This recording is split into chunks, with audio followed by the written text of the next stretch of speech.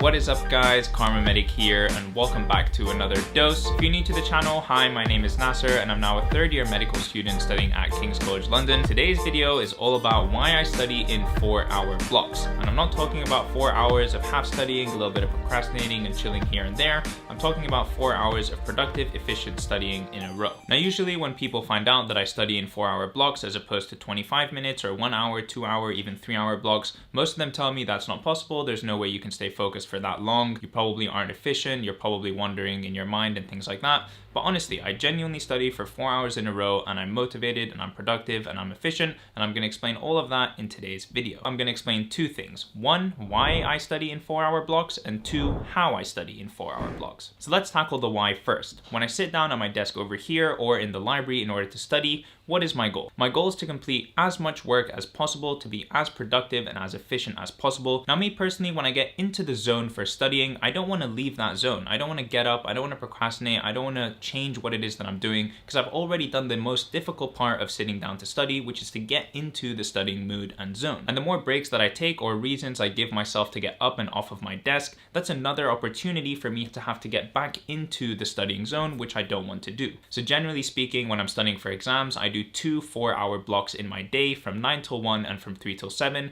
and that way I only have to enter the studying mood 2 times, once at 9 a.m. and once at 1 p.m. Now this is the main reason that I personally don't use the Pomodoro timer, because every 25 minutes it's basically giving me an excuse and encouraging me to check my phone or to chill or to get up off my desk or whatever, which is inevitably going to lead to me procrastinating and doing something for longer than just 5 minutes. One thing that I really like about my method of doing 2 4-hour blocks in my day is that I'm done pretty much all the work that I need to do by 7 p.m. Now imagine doing 8 hours of productive and useful work and also being done by 7 p.m. That leaves so much free time in order for you to do anything else that you want. That can be exercise, socializing with friends, playing video games, making YouTube videos, or basically anything. You just give yourself a lot of free time and still do lots and lots of work during the day. Now I understand obviously different studying techniques and timetables and schedules and whatever work for different people. I'm just saying, as far as maximizing efficiency, if you condense all of the work that you have to do into the beginning part of the day, that leaves a lot of hours at the end of the day for you to do whatever you want. Alright, I think I've preached long enough now about why I really like my 4-hour block method. Now let me tell you how it is that I can actually stay focused and work for 4 hours in a row. I'm going to break this down into 5 key sections. The first is to plan the night before. And what I mean by this is that when I wake up in the morning and I know that I'm going to start studying at 9 a.m.,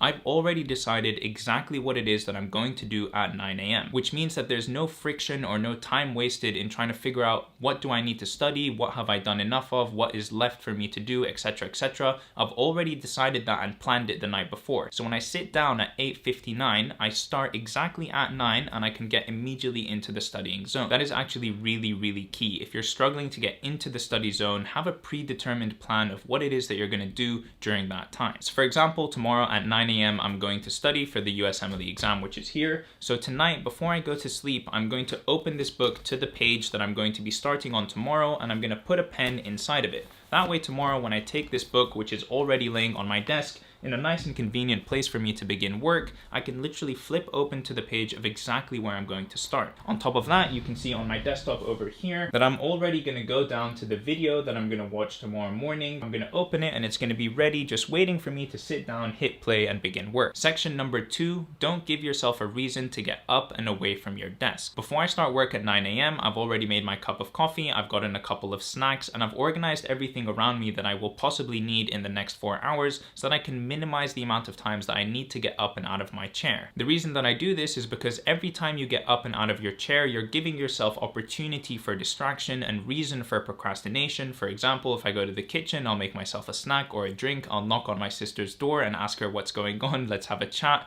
Every time I leave my room and I leave that studying zone and studying environment, I'm giving myself reasons and excuses and opportunities for procrastination. Now this is going to be slightly controversial, I'm sure, but I honestly don't allow myself to get up and out of my desk until I've done an hour of studying. The thought process that I have in my mind is that if I haven't been able to sit down and do productive, solid work for an hour, do I really deserve to go take a break? Do I really deserve to go procrastinate and fill up my drink and get more snacks or take some time off? No, I need to first do a bunch of of productive work before I can even think about the idea of getting up and procrastinating. And usually when I push myself to stay that extra 15 minutes, I actually end up studying for another 30 minutes or 45 minutes or whatever before getting out of my chair, because I want to finish, for example, the video that I'm doing or the section that I'm doing or the page that I'm writing. I just give myself reasons to continue studying. You know, I'm almost done with this section, I'm almost done with this video, I'm almost done with blah, blah, blah, blah, blah. And I just try my best to keep myself situated at my desk. You know what? Now that I say all of this out loud, I'm starting to sound a little bit crazy, but just stay with me here. The point of section number 2 is to only get up and off of your desk when you really need to. Section number 3 is, for the love of God, just get rid of your phone. Your phone is your worst enemy when it comes to studying time. If you hear any notification, if you hear a buzzing, if you even look at your phone, or if you even think of your phone, you're so likely to just, without even thinking, reach over and grab it and check it. I'm guilty of doing this all the damn time. And because I'm a human and I'm prone to checking my phone and getting all of these addicting notifications and numbers and messages, I have 2 ways in order to completely eliminate my phone from my studying environment. Step number 1 is to put your phone out of sight. If you can't see your phone, you're less likely to think of it, you're less likely to notice it, and you're just less likely to check it overall. Step number 2 is to put your phone out of reach. That creates a huge barrier. You have to now get up and move in order to get your phone, which I know sounds kind of stupid. You're probably like, oh, it's just 2 steps away over there on the bed.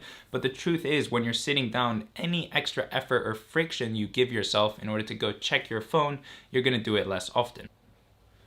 Wow, I've been talking a lot this video. Alright, section number 4 is about giving yourself rewards while you're studying. Genuinely, no joke, probably what gets me through studying sessions the most is the idea of rewarding myself with either something to drink or something to eat, or going out with my friends, or playing video games or whatever. Just having these rewards that I make for myself that I can only unlock once I've done a certain amount of studying. So for example, like I mentioned before, I literally don't allow myself to go get a refill of my coffee or brew a tea or anything like that until I've done at least an hour of studying. It's just now an ingrained rule in my head, like, dude, you're not gonna have coffee or more tea unless you do more work, so you better get that done first if that's what you want to do. My mentality when it comes to doing 4-hour blocks is very simple. If I work from 0 till 2 hours, well then all I have to do is do the exact same thing that I just did one more time and I'll be done with my 4-hour block. It's the same thing like when I go for a 10K run. If I run 5 kilometers in one direction away from my house, well then I kind of have to run the other 5 kilometers in the opposite direction to get back home. And that way, when I sit down for a 4-hour block of studying, really all I need to focus on is getting through the next 2 hours, because once I've done 2 hours, well then I just have to repeat what I've already done and I'll be done with 4 hours. I know it sounds really simple and it sounds kind of stupid, and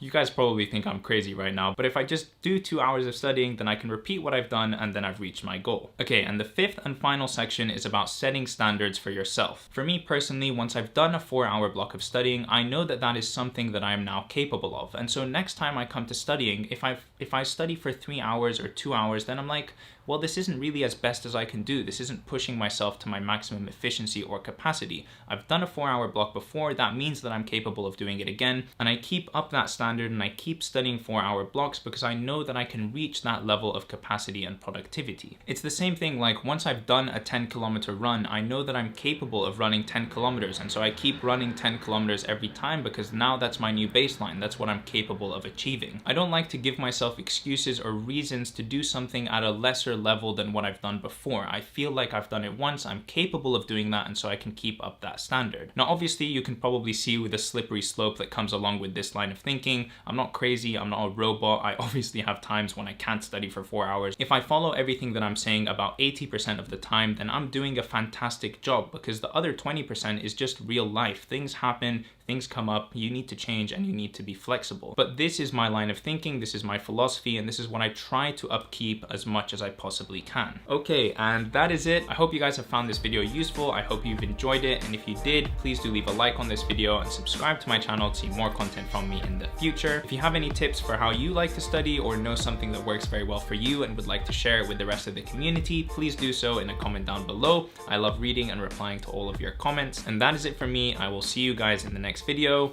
Peace.